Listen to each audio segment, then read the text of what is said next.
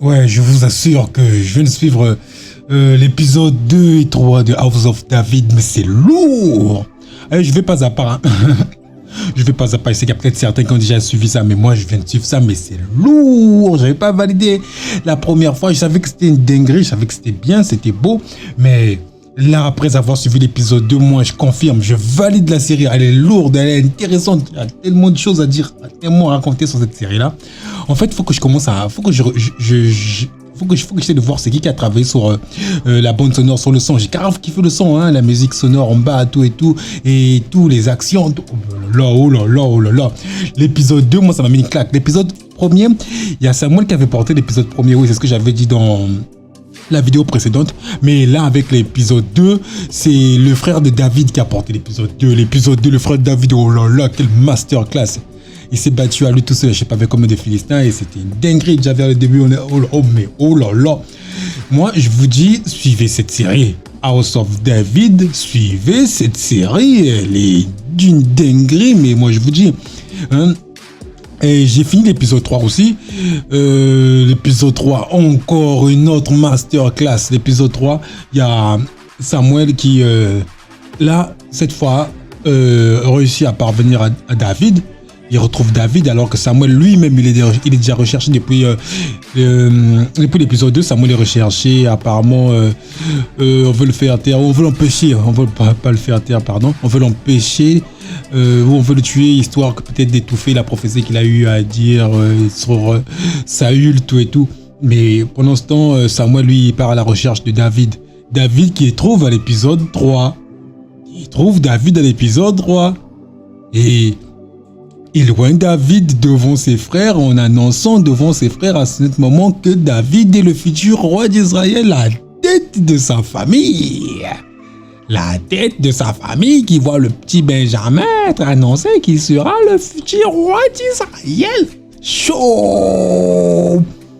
Ah non, je vous dis, c'est et l'épisode 2, la fin, waouh, l'épisode 2, le heading, la musique de la fin. Il faut que je me renseigne sur c'est qui travaille sur la bande sonore de House of David. Je vois le producteur exécutif John Gunn qui, moi, son travail là me plaît, et il faut que je me renseigne sur qui travaille. Tout à l'heure là, je vais mettre ça peut-être en description. Mais le gars, il assure, parce que les sonorités que moi j'écoute là, j'apprécie grave. Sombre à des moments, chaleureuse à des moments, mais j'ai grave accroché. Oh, bah, la série est une dinguerie. Moi, je te jure, suis cette série-là. Entre guillemets, je t'assure, suis cette série. Suis cette série parce qu'elle promet. Moi, je suis pas encore arrivé à l'épisode 7 comme les autres, ou encore plus toute la saison. Mais j'en ai, mais je vais pas à pas parce que je prends mon temps, je kiffe la série, donc je prends mon temps histoire de tout faire passer au peine fin. Non, mais moi, je vous assure, suivez cette série. Voilà.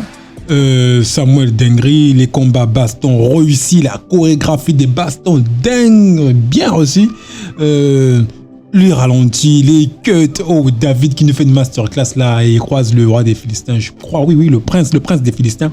Et à ce moment-là, il fait une démonstration avec son lance-pierre là, pareil, il saute par la fenêtre. Oh là là, mais ça, j'ai grave kiffé. Donc en gros, ça promet. Déjà, les petites choses qu'on a eu à voir nous promettent que la suite sera intéressante. Donc cette série, moi je vous dis, suivez cette série parce qu'elle promet. Elle a du potentiel, cette série-là de House of David. J'ai tellement à dire là, mais je me dis, je vais spoil, mais je dois pas vous spoil. J'ai envie de vous spoiler. Je vous spoil, non. Je vous spoil pas. Non, mais bon, pour l'épisode 2 et 3, je vais pas spoil, mais je vous garantis rien pour l'épisode 4, 5, 6 et ainsi de suite. Je vais spoil parce que moi, je ne fais que ça. Et je vous assure. En tout cas, le réal est bien fait, l'exécutif trop bien fait en plus. Et les acteurs, oh là là. Et la femme de Saül, elle a un rôle, mais je vous jure qu'elle a un rôle. Ça me plaît bien, ça me plaît. Au début, elle était là. Bon, de toutes les façons, on savait que ça se passe comme ça. Un roi qui part à la limite de la folie parce que Saül là, il est en démence. de façon politiquement parlant, c'était obligé que la femme prenne les règles. Mais là, je vous assure que la femme de Samuel, elle a un rôle à jouer dans cette série qui va me plaire, en tout cas. En tout cas, elle joue bien son rôle. En tout cas, le jeu d'acteur est trop bien fait. Samuel, à l'heure actuelle, Samuel, excusez, depuis la première, depuis le premier épisode, il m'était entre de la tête. Mais sauf que les 2 épisodes qui ont suivi, c'est pas tellement lui. Mais c'est beaucoup plus la femme à Saül qui a pris le relais. Et on va dire David un peu aussi.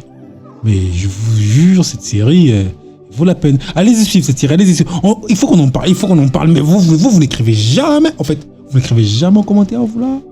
Il faut qu'on en parle, mais cette série est...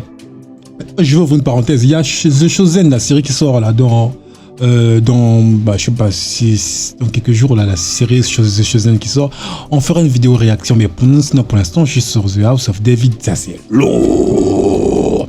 J'étais moi à dire, mais je crois que je vais m'arrêter là et juste vous dire, allez-y suivre cette série parce que là, dans l'épisode 2, il y a David, David qui souhaite devenir guerrier.